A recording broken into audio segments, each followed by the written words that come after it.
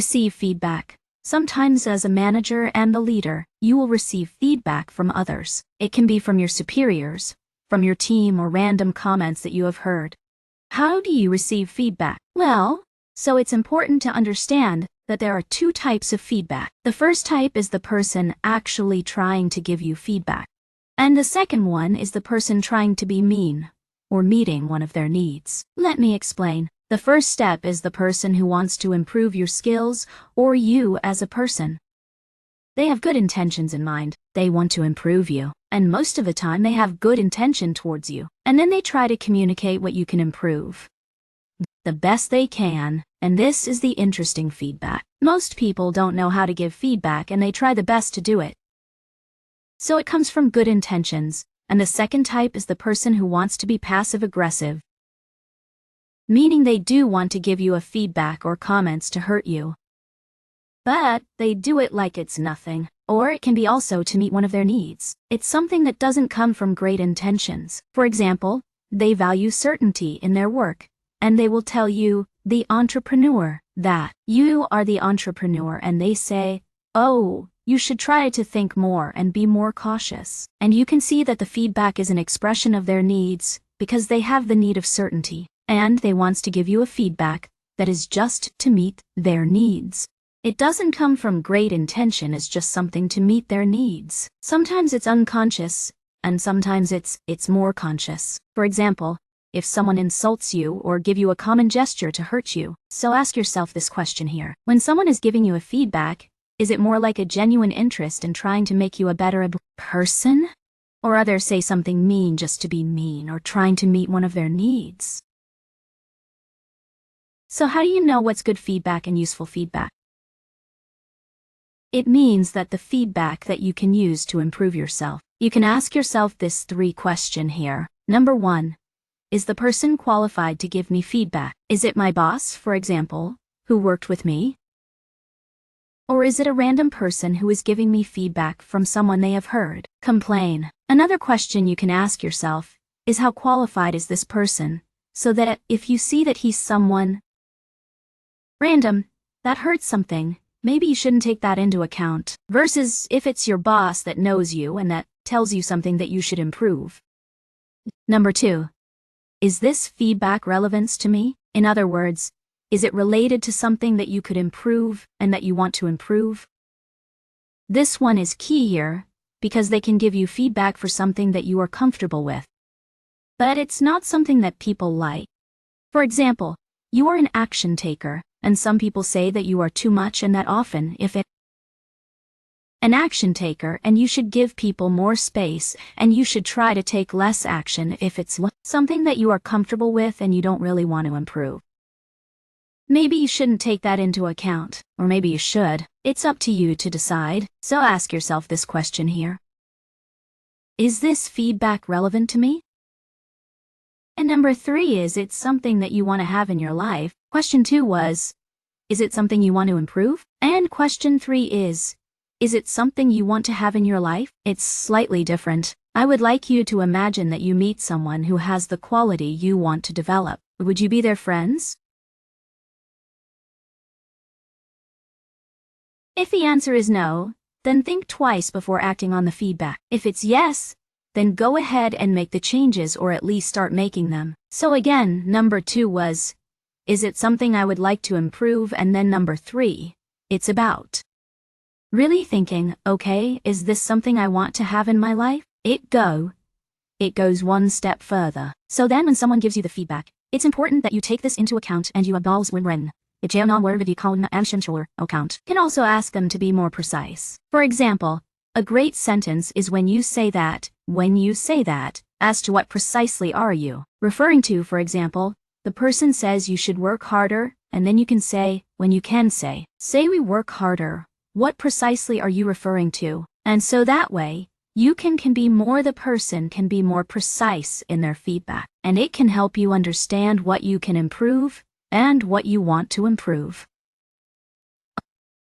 And if you want to improve it, it's important that you understand that you are a work in progress.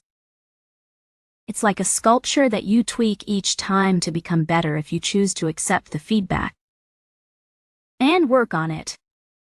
So now what do you do if the person gives you a feedback not to improve you, but to hurt you? No one be centered at the end, and don't let it impact you emotionally. Imagine that you are centered and people throw you things.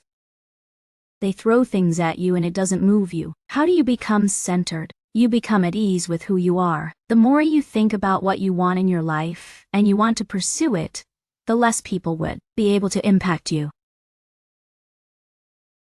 So these are some questions that you should reflect and take the time to think about.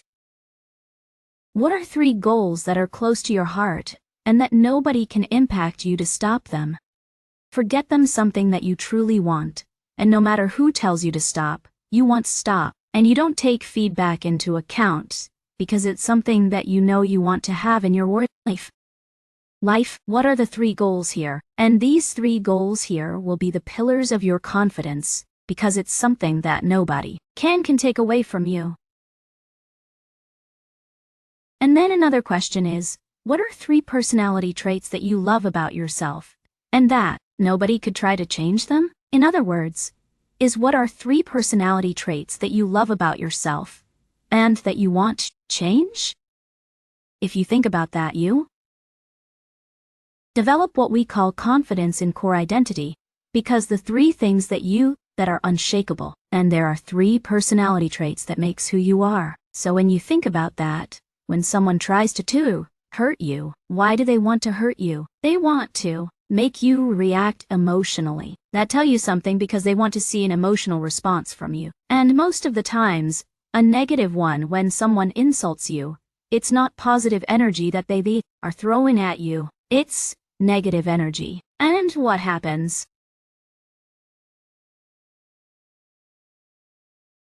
I don't want you to react from that. So by just understanding that you can be centered when someone throws you something, you want to take a little bit of time just to be centered, and this is point number 2, response, not react. So they want to hurt you. They want to hurt you emotionally. They want to see that emotional reaction. So there are many keys here to decrease the impact that an insult has on you. You can imagine that it's a 5-year-old kid. So let's say that I'm walking down the streets and there is a 5-year-old kid that insults me. Well, how am I going to take that into account? No, because it's a 5-year-old kid. So imagine when your boss, when someone you know, insults, you just say, oh, I'm not going to take that into account because it's as if it was a 5-year-old kid. If it's something that is an insult, it's not helping you. That doesn't contain any value to make you better. Why would you listen to it, and why would you let it impact you? And if it impacts you, it's maybe something that you should work on. Because remember, we talked about our weaknesses, about our imperfections. And if someone can make fun of you and you react to it, it is something that you are not really at ease with that. So a great way would be to try accepting that you have that weakness. And try to work on it. Another great way to respond, not react. It's to take time to respond. For example, 1 second is enough so that you can center yourself. So someone insults you, instead of reacting right away and throwing some negative energy at the person, you just take time to respond. You take that 1 second just to be centered and to respond instead of react from that place. Another great way can be to ignore it. And that works when people are not persistent with the insults. For example, if someone insults you, you just completely ignore it. And then you move on, because remember, when someone insults you, what do they want to do? They want to hurt you emotionally. And if you hear the insult, but you don't let it impact you, you just ignore it. It's as if they threw something and it didn't work, and you just ignore it. And some people won't be persistent and they will stop because they will say, oh, it doesn't work. And some people will continue with the insults. So, for example, there is someone during lunch who says, oh, you can't do great things, or they insult you about you. Look about something. What will I do? I will just be centered. I would imagine so. 5 years olds. Keep in, for example, the person insults me is going to say, hey, where are you planning to go on your next vacation? I will completely ignore what the person said. And if the person continues going at me, then I'm going to set some boundaries, which is number 3. But first, it's always about being centered, imagining that it's a 5-year-old kid and you can ignore it, and it's as if the person didn't say what they said. And it takes time to master that, but when you have done that, it's really, really powerful. And number 3, it's about setting some boundaries. For example, if they keep coming and you can set boundaries and you can use the FDR model, what does it mean? F stands for fact, F for feelings and for desire, and consequence. So the fact that you told me this, the fact that you told me that I was ugly, the fact that you told me that I couldn't accomplish great things, you just did the fact, then you say that's made me feel not respected, that made me feel hurt. And you share what it made you feel. And then you have the third part, which is the desire and the consequences. Optional. I would like you, in the future, that you stop seeing things. So you share your desire and then you can also share the consequence. For example, I could report you to human resource. The consequence is optional depending on the situation. But I would like you to practice using the 5G model. The fact that you told me tada made me feel tada, and they like you in the future, that you stop saying tada, is a way to be assertive, non-aggressive, and that works really, really well when you set boundaries. And remember, when you say that you are confident, you are centered, and you made the decision to be assertive. So at the end of the day, receiving feedback is great because you can improve if you want to act on it, and the insults, they are there to make you more centered and give less attention to what people. So at the end of the day, receiving feedback is great because you can improve if you want to act on it. And just imagine that the insults a year to make you are more centered a human being, and the insults are here to tell you to give less attention to what people think of you. Then, while you are centered about who you are, the less people will insult you because they know that when they will do that, you will be assertive and you will communicate it assertively. For example, 15 years ago when I was not assertive, not sure about myself, people could insult me easily. Nowadays they know I'm going to reply. They know I'm going to be confident and assertive, and they don't want to poke the bear, so they do it less often. And when they do that, they regret it. It's not that I do something bad, it's just that I'm being assertive and I come from such power of assertiveness that then people are shocked by the answer, by the intensity and the calmness and the centeredness of my answers. So of course, it's important to be alert of the environment and be responding to the environment. People insult you, but if it's only people who want to hurt you, sometimes they don't deserve your attention. You can ignore them. And if they come getting at you, then you can just communicate using the 5G model and show them that there are boundaries and consequences.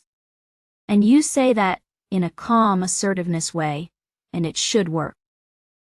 And if it doesn't work, maybe it's time for you to change the environment or try to be a little bit more assertive.